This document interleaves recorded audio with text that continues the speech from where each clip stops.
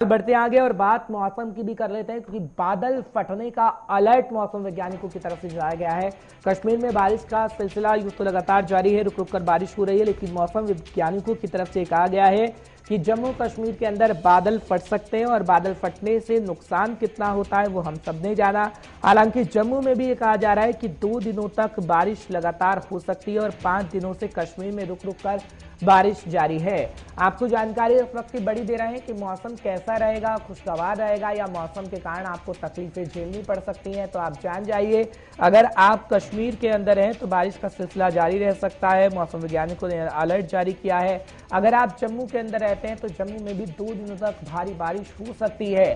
फिलहाल खबर बड़ी है, जानकारी बड़ी है और इस वक्त की ताजा अपडेट हम आपको देने की कोशिश कर रहे हैं। फिलहाल अगर वेदर की बात करें तो वेदर इस वक्त सुहाना तो बना हुआ है, लेकिन आपको थोड़ी दिक्कत हो सकती है जब हमने देखा कि किस तरीके से मौसम ने लोगों को परेशान भी किया। लेकिन इरफान फाजिल इस वक्त हमारे साथ जुड़ रहे हैं, हमारे संवाददाता, उनसे जानकारी लेने की कोशिश करते हैं। इरफान, बहुत बहुत शुक्रिया हमारे साथ जुड़ने के लिए।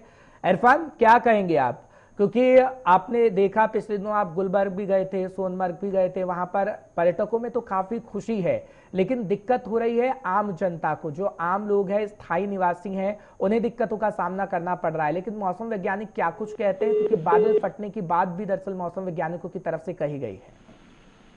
बहुत बहुत शुक्रिया हाजी। अगर बात करें मौसम को लेकर तो कह सकते हैं कि पहले रिकॉर्ड तोड़ जो है काफी गर्मी रही, जबकि हम नॉर्थ इंडिया को लेकर बात करें तो जिस तरीके से आप भी दिल्ली में बैठ के इस वक्त काफी ज्यादा गर्मी वहां देख रहे हैं, मगर इसका असर जो है कुछ दिनों पहले वादी कश्मीर में भी दिखाई दे रहा था और ये दिखाई दे रहा था कि तकरीबन कुछ हॉटेस्ट डेज भी रिकॉर्ड जो है वो दर्ज किए गए हैं। और उसके बाद मौसमी महकमियात ने जिस तरीके से प्रेडिक्शन की कि अब दोबारा से वेस्टर्न डिस्टर्बेंस जो है जून के माह में देखने को मिलेगा, उसका खासा असर जो है जमीनी स्तर पर दिखाई दे रहा है। पिछले 17 तारीख से लेकर, अगर बात करें 17 से लेकर 22 तारीख तक जो प्रेडिक्शन की गई है, जिसमें गस्टी विंड्स, हेल स्टॉर्म या साथ ही साथ जी हाँ इंटेंस रेन जो खास तौर पर मैदानी और बालाई इलाकों को लेकर बताई गई थी, वैसा असर जो है, उसका जो असर है वो साफ तौर पर दिखाई दे रहा है। न बल्कि बारिशों के साथ साथ बालाई इलाकों पर बर्फबारी के भी इम्कान जताए गए थे और उसका असर देखने को मिला। चाहे अमरनाथ केव के हवाले से मैं बात करूं, गुलमर्ग अपर्वत जो हाई रीचेस पर है वहां पर भी बर्फबारी हुई,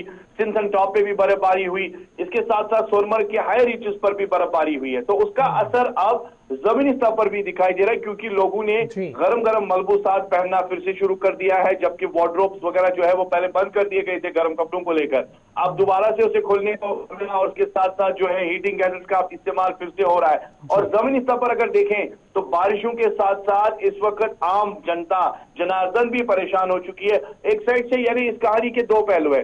जो पैडी फील्ड से जब सूखा पड़ रहा था तो फार्मर्स वगैरह परेशान थे, अल्लाह बारी ताला ने रहमत डाली तो उनके लिए खुशी है। मगर दूसरी साइड से अगर आप देखेंगे, ये जो बारिशों का सिलसिला अभी 23 तारीख तक बताया जा रहा है कि कंटिन्यूस रेन होगा और बीच में जो है थोड़े से गस्टी विंड्स और हेल स्टॉर्म भी रहेगा, मगर जमीनी स्तर पर इस वक्त सड़कें ज़ेर आब हो चुकी हैं। शहर में जितने भी इलाके हसास इलाकों की अगर मैं बात करूं, शहरी खास को लेकर, सिविल लाइन्स को लेकर, बहुत सारे ऐसे इलाके हैं जहां पर इस वक्त सड़कों पर पानी जमा हो चुका है। चलने फिरने में काफी ज्यादा परेशानियों का सामना लोगों को करना पड़ रहा है। इनफैक्ट अगर देखेंगे तो ये रेन जो है फिलहाल कल दोपहर तक मेट्रोलॉजिकल के जो डिपार्टमेंट के जो यहाँ इंचार्ज है डॉक्टर मुख्तार, उनसे मेरी बात ये भी मानना है कि कल दोपहर तक जो है ये बारिशों का सिलसिला ऐसा ही रहेगा और उसके बाद हल्की हल्की धूप निकलेगी, मगर फिर जो है 27 तारीख के बाद थोड़ा सा और मौसम खराब हो सकता है।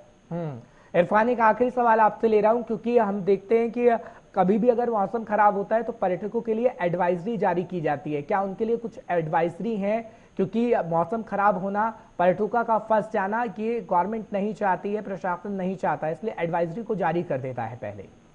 देखिए हर जी, अगर एडवाइजरीज को लेकर मैं बात करूं, पहले भी एडवाइजरी जारी की गई थी, जबकि हमने देखा तेज तूफानी हवाओं ने असर करना शुरू कर दिया था और फिर मामला बिगड़ गए थे। डल लेक के मनाजिर पिछली बारी सामने आए थे जब वहां पर एसडीआरएफ की टीम्स को बुलाना पड़ा और उसके बाद जो है वहां टूरिस्ट जो शिकारा में थे उन्हें इवैक्यूएट करना पड़ा, क्योंकि मामला बिगड़ गए थे। दूसरी साइड से अगर यही एडवाइजरी को लेकर मैं बात करूं, जितने भी यहाँ केबल कार राइड्स है या शिकारा राइड है, बोट राइडिंग है, जहां पर भी खतरा जाहिर किए जा सकते हैं, वहां पर एडवाइजरी फिलहाल ये जारी कर दी है स्पेशली कि इन एरिया से थोड़ा सा जी हाँ प्रिकॉशनरी मेजर्स लेने की काफी ज्यादा जरूरत है। इनफैक्ट बाग मालिकान को भी ये बताया गया था कि वो दवापोशी का काम रोक दे। फिलहाल अगर वो स्प्रे वगैरह कर रहे हैं पेड़ पौधों को लेकर तो उसे रोके, क्योंकि बारिशों का असर होगा। तो ये एडवाइजरी ऑलरेडी जारी कर दी है। अब इसके साथ साथ अगर आप देखेंगे लैंडस्लाइड्स के चांसेस, शूटिंग स्टोन के जो चांसेस है वो नेशनल हाईवे पर भी दिखाई देने लगे हैं। तो जाहिर सी बात है एडवाइजरी है और एडवाइजरी पर चलना लाजमन जरूरी है। बहुत बहुत शुक्रिया इरफान, तमाम जानकारी पहुंचाने के लिए, दर्शकों को अपडेट रखने के लिए। फिलहाल आप जानकारी देते रहिएगा मौसम कैसा रहेगा, इरफान आपको बता रहे थे, लेकिन वक्त